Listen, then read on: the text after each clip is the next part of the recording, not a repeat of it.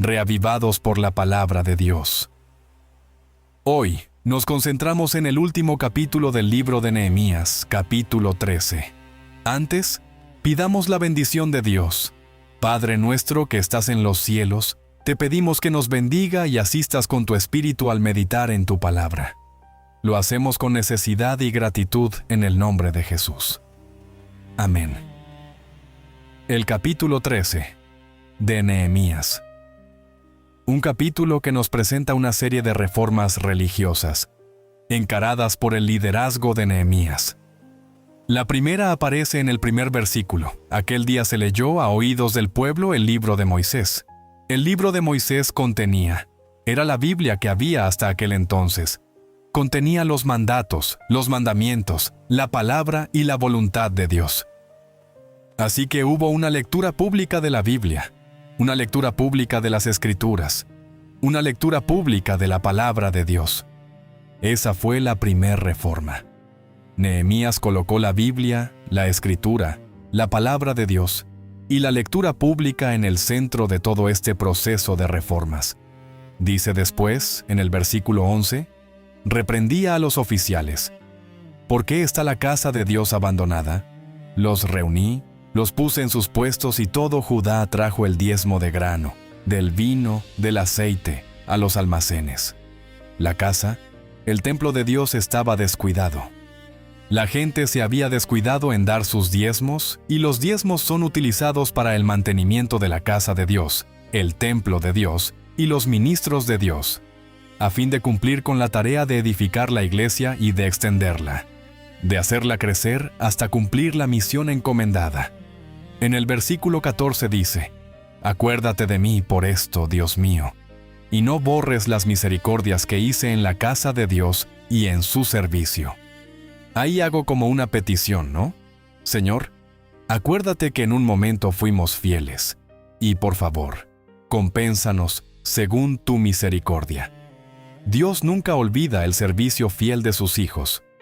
En el versículo 15 dice que en aquellos días vi en Judá a algunos que pisaban lagares en sábado, que acarreaban manojos de trigo, que cargaban los ánimos con vino, uvas, toda suerte de carga para traerlo a Jerusalén en sábado, y los amonesté.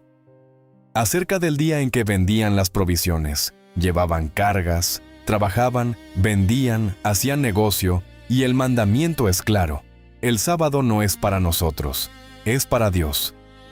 En Éxodo, donde están los 10 mandamientos, se dice claramente que hay que acordarse para trabajar 6 días, pero hay que acordarse para dedicar el día séptimo, el sábado, a Dios en reposo, en señal de que Él es el Creador, en santificación y en adoración. Y aquí ellos habían olvidado del mandamiento, un mandamiento que de paso ya existía desde antes, que existieran los 10 mandamientos. Cuando Adán fue creado, Dios ya instituyó el sábado antes de dar la ley a Moisés en las tablas en el Sinaí. Quiere decir que el sábado incluso es anterior a los 10 mandamientos y además está incluido dentro de los 10 mandamientos. Y entonces, Nehemías los amonesta porque no hay un respeto por el sábado. Después, a ver el círculo 17, dice, reprendía a los señores de Judá y le dije, «¿Qué mala cosa es esta que ustedes hacen profanando así el sábado? ¿No hicieron así vuestros padres? ¿Y trajo nuestro Dios todo este mal sobre nosotros y sobre esta ciudad? ¿Y vosotros añadís ira sobre Israel profanando el sábado?» Se le insiste, esto ya le pasó a los padres. Vuestros padres profanaron el sábado y ya cosecharon las consecuencias de no respetar el mandamiento de Dios. Si por eso a la tarde antes del sábado ordene que se cerraran las puertas de Jerusalén y que no se las abriera hasta después del sábado, y puse a las puertas alguno de mis criados para que no dejaran entrar carga alguna en sábado. Es interesante que las indicaciones en el comienzo del libro decían que un poco después de la salida del sol, cuando el sol calentaba, se abrirán las puertas y un poco antes de la puesta del sol se cerrarán. Pero ahora el sábado estaba totalmente cerrado. 1 o 2 veces se quedaron fuera de Jerusalén los negociantes y los que vendían toda especie de mercancía. Pero yo les amonesté diciéndole, ¿por qué os quedáis vosotros delante del muro? Si lo hacéis otra vez, os echaré mano. Desde entonces no volvieron en sábado. Quiere decir que hasta los que venían a vender recibieron el mensaje. Nosotros en sábado no vendemos, no trabajamos, respetamos el mandamiento, nos dedicamos a Dios, al culto, a la familia, al descanso. Entonces ustedes no vengan en sábado porque están perturbando y porque además nosotros no vamos a atenderlo ni a recibirlo. Dije a los levitas que se purificaran, versículo 22, y fueron a guardar las puertas para santificar el sábado. También por esto acuérdate de mí, Dios mío, y perdóname según la grandeza de tu misericordia. Si hice mal, Señor, acuérdate de mí. Perdóname no por lo que yo soy. Mis únicos méritos son la grandeza de tu misericordia. El capítulo continúa. Hay algunos detalles más que hacen parte a este proceso de reformas religiosas encaradas por Nehemías. Hay allí también un mandato a no unirse en yugo desigual con las mujeres extranjeras incrédulas, para que no haya unión, para que la familia no esté basada en la desigualdad de fe y de creencia, sino que la familia pueda construirse bajo una fe común. Y termina el capítulo y el libro, diciéndote: acuérdate de mí, Dios mío, para bien. Las reformas religiosas de Nehemías son válidas para nosotros también en estos días. Nosotros también tenemos que respetar toda la voluntad de Dios. Nosotros también tenemos que cuidar del templo. Nosotros también tenemos que cuidar de la familia. Nosotros también tenemos que cuidar de la fe. Nosotros también tenemos que limpiar nuestras vidas para permitir la purificación que Dios, permitir a Dios que nos purifique. Nosotros también tenemos que ser respetuosos de todos los mandamientos, inclusive el mandamiento del sábado. Nosotros también tenemos que dar nuestras ofrendas, nuestros diezmos.